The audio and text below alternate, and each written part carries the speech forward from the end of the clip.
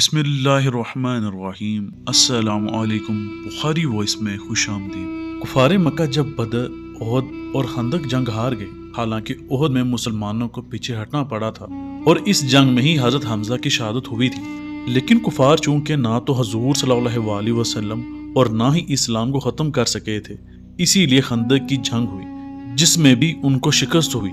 اب کفار مکہ نے خیبر کے یہودیوں کو ساتھ ملانا چاہا تاکہ وہ اور یہودی مل کر مدینہ پر چڑھائی کریں اور مسلمانوں کا نام و نشان مٹا دیں۔ حضور صلی اللہ علیہ وسلم کو جب اس منصوبے کا علم ہوا تو آپ صلی اللہ علیہ وسلم نے مسلمانوں کا لشکر تیار کیا اور خیبر پر چڑھائی کا حکم دیا اور فرمایا، ہم خیبر کو 40ویں دن فتح کر لیں گے۔ مسلمانوں کا لشکر 150 کلومیٹر کا سفر طے کر کے خیبر کے مقام پر پہنچا۔ یہودیوں نے مسلمانوں کے لشکر کو دیکھ کر اپنے مضبوط قلعہ کموس میں پناہ لے لی اور قلعہ کا دروازہ بند کر لیا۔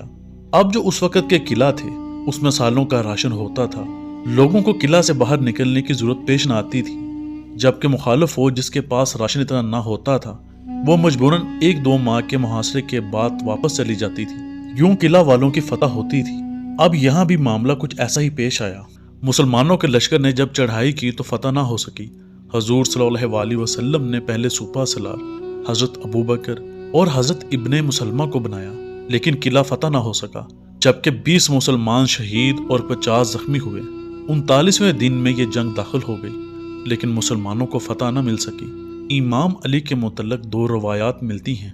پہلی، آپ اس غزوہ میں اشوب چشم کی بیماری میں مبتلا تھے اور لشکر والوں کے لیے کھانا تیار کرتے تھے، جبکہ دوسری روایت جو اہل نظر کے لیے بھی ٹھیک ہے وہ یہ کہ غزوہ تبوک کی طرح حضور صلی اللہ علیہ وسلم نے آپ کو مدینہ میں ہی چھوڑا تھا، کیونکہ کفار مکہ کی چڑھائی کا بھی اندیشہ تھا، اسی لیے آپ مدینہ میں ہی رہے۔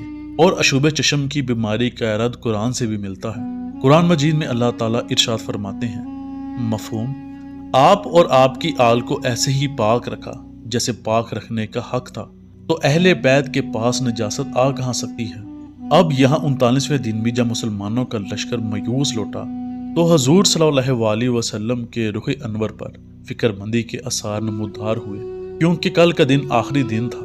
آپ کے قول کے مطابق آپ صلی اللہ علیہ وسلم نے اپنے ساتھیوں کو فرمایا، کل علم اس کو دوں گا جو غیر فرار ہوگا، مرد ہوگا، اللہ اور اس کے رسول کا محبوب ہوگا، وہ اللہ اور اس کے رسول سے پیار کرے گا اور اللہ اور اس کا رسول اس سے پیار کریں گے۔ آپ یہ کہہ کر خیمے میں آئے اور امام علی کو بلانا چاہا، جبکہ آپ مدینہ میں تھے اور ایک دن میں مسافت طے کرنا ناممکن تھا۔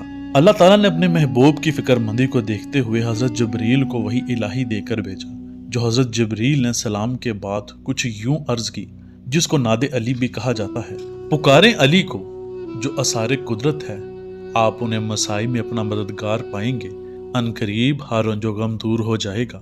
وہی الہی کا سننا تھا۔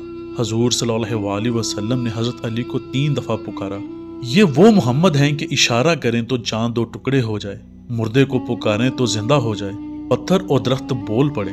جب امام علی کو پکارا تو زمین سمٹ گئی اور امام علی آپ کے سامنے کھڑے تھے۔ اب مرحب کی طرف آتے ہیں۔ اس کے والد کا نام حارث اور والدہ کا نام زینب تھا۔ اس کے 2 بھائی تھے، انتر اور حارث۔ اس کی ماں کافرہ اور مشہور جادوگرنی تھی، اور اس نے مرتے وقت اپنے بیٹوں کو وصیت کی تھی کہ تمہیں دنیا میں کوئی بھی نہیں ہرا سکتا، ہاں لیکن میرے شیرو، ایک آدمی جس کی ماں نے اس کا نام حیدر رکھا ہوگا، اس سے بچنا۔ مرحب کی طاقت کا اندازہ یہاں سے لگایا جا سکتا ہے کہ 40 من کا اس کا گرز تھا، جو پہلوانوں کی نشانی ہے اور کندھے پر اٹھائے پھرتے ہیں۔ کئی من وزنی لوہے کا لباس پہنتا تھا، دیو کامت، اور آدمی کو بچے کی طرح پاؤں سے پکڑ لیتا تھا۔ اپنے گھوڑے کو بھی کئی من وزنی لوہے کا لباس پہناتا تھا۔ اس کے بھائی حارث و انتر کا بھی یہی حال تھا۔ ایک بار جو ان کو دیکھ لیتا دیو سمجھ کر واپس بھاگ جاتا۔ زمانہ قدیم میں جنگوں میں یہ اصول ہوتا تھا کہ 2 حملہ آور اپنا اپنا بہترین جنگجو بیچتے تھے، اور اگر وہ جنگجو مارا جاتا تو بیچنے والا لشکر ہار مان لیتا، نہیں تو قلعہ بند ہو جاتا، جو ہار تصور ہوتی۔ اب یہاں حارث، انتر اور مرحب جو دیو مانے تھے، ان کے مقابلے پر کون ہے؟ کچھ صحابہ گئے لیکن شہید ہو گئے۔ 40واں دن شروع ہوا۔ مسلمانوں کو اشتیاق ہوا کہ دیکھیں تو صحیح علم ملتا کس کو ہے۔ اتنے میں حضور صلی اللہ علیہ وسلم خیمہ سے باہر جلوہ افروز ہوئے۔ امام علی کو بلایا، علم آپ کے ہاتھ میں دیا اور پیشانی پر بوسہ دے کر رخصت کیا۔ اب آپ چلتے ہوئے قلعہ کے دروازے کے پاس آئے اور اپنا مد مقابل مانگا۔ یہ دیکھ اور سن کر انتر باہر آیا اور کہا، میں انتر ہوں، خیبر کے لوگ مجھے بہادر جنگجو کے نام سے جانتے ہیں۔ آپ نے فرمایا، میں علی ابن ابی طالب ہوں، اور اس کے سامنے بھی 3 شرائط رکھی۔ پہلی، واپس چلا جا۔ دوسری، کلمہ پڑھ لے۔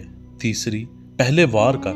اس نے تیسری شرط مانی اور آپ پر وار کیا، جو آپ نے اپنی ڈال پر روکا اور ایک ہی ضرب سے اسے جہنم واصل کیا۔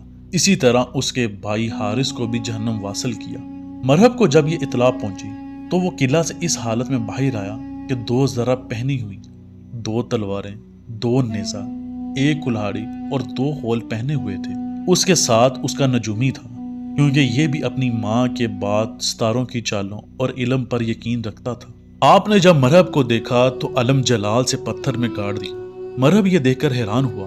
طاقت کا دیوتا کہلائے جانے والے مرہب نے حیران ہو کر اپنے نجومی سے پوچھا کہ یہ کیسے ممکن ہو سکتا ہے۔ نجومی نے حساب لگایا اور کہا، ایک ستارہ ایسا ہے کہ جب وہ دوسرے ستارے کے سامنے سے گزرے تو پتھر موم ہو جاتے ہیں، اسی لیے ایسا ہوا۔ اب یہ ایسا نہیں کر سکتا۔ آپ نے اپنے علم امامہ سے جب یہ کلام سنا تو مسکرائے اور علم کو پتھر سے نکالا اور پھر ایک اور پتھر میں کاٹ دیا۔ مرہب نے پھر حیران ہو کر اس نجومی کی طرف دیکھا اور پوچھا، اب یہ کیوں کر ممکن ہوا؟ اس نجومی نے حساب لگایا اور کہا، وہ ستارہ پھر اس دوسرے ستارے کے سامنے آ گیا، اسی لیے ایسا ہوا۔ آپ مسکرائے اور تیسری دفعہ پھر علم کو ایک اور پتھر میں کاٹ دیا۔ اس بار نجومی بھی سکتے میں آ گیا اور حساب لگانے کے بعد مرہب کو کہا، ستاروں کی بات نہیں بلکہ اس شخص کی بات ہے۔ یہ جب بھی پتھر علم میں گاڑتا ہے تو ستارہ دوسرے ستارے کے سامنے آ جاتا ہے۔ میں تو تم کو یہی مشورہ دوں گا کہ اس سے نہ لڑو، کیونکہ یہ شخص علم اور طاقت دونوں رکھتا ہے۔ مرہب نے جب یہ سنا تو غرور اور غصے کی حالت میں قلعہ سے 200 سپاہیوں سمیت باہر نکلا، اس حالت میں کہ 2 زریں پہنی ہوئی، 2 خول، ہاتھوں میں 2 تلواریں اور 2 نیزے اور 1 کلہاڑی۔ اس نے قلعہ سے باہر آتے ہی رجس پڑا، میری ماں نے میرا نام مرہب رکھا۔ آپ نے سنا تو کہا، میری ماں نے میرا نام حیدر رکھا۔ یہی جنگ تھی جس میں آپ نے یہ رجس پڑا تھا، کیونکہ آپ علم امامہ سے اس کی ماں کی وصیت جان گئے تھے۔ اس نے جب یہ سنا تو ماں کی وصیت یاد آئی۔ واپس چلا تو شیطان ایک بوڑھے شخص کی صورت میں آیا اور کہا، مرہب کہاں جا رہے ہو؟ کہا، ماں کی وصیت دی کہ حیدر سے نہ لڑنا، اور یہ حیدر ہے۔ اس بوڑھے شخص نے کہا، یہ وہ حیدر نہیں ہے۔ اس نے جب یہ سنا تو واپس پڑ۔ آپ نے اس کے سامنے بھی یہ 3 شرائط رکھی کہ واپس چلا جا، دوسری کلمہ پڑھ لے، تیسری پہلے وار کر۔ اس نے آپ پر وار کیا جو آپ نے ڈال پر روکا۔ اس کے بعد مرہب نے پے در پے وار کرنے شروع کر دیے۔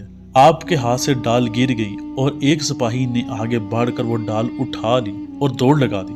آپ نے جب یہ دیکھا تو جلال سے قلعہ کے دروازے کے پاس آئے اور قلعہ کے دروازے میں ہاتھ ڈالا۔ آپ کا ہاتھ دروازے میں موم کی طرح چلا گیا اور آپ نے دروازے کو ایک جھٹکے سے اکھاڑ دیا۔ یہ وہ دروازہ تھا جس کا ایک پٹ 40 جوان کھولتے تھے۔ آپ کے اس ایک جھٹکے نے قلعے میں زلزلہ پیدا کر دیا۔ پھر آپ واپس مرہب کی طرف پلٹے اور ذوالفقار کی ایک ہی وار سے مرہب کے 2 ٹکڑے کر دیے۔ باقی کے سپاہیوں نے جب یہ دیکھا تو واپس قلعے کے اندر دوڑے۔ وہاں مسلمانوں کے لشکر نے بھی دیکھا تو قلعہ کے اندر داخل ہو گیا اور معمولی مزاحمت کے بعد مسلمانوں کو فتح ہو گئی، اور یوں مسلمانوں کو خندق کے بعد خیبر کی فتح آپ کی ہی وجہ سے حاصل ہوئی۔ اللہ مجھے اور آپ کو آسانیاں دے اور آسانیاں تقسیم کرنے کی توفیق عطا فرمائے، آمین۔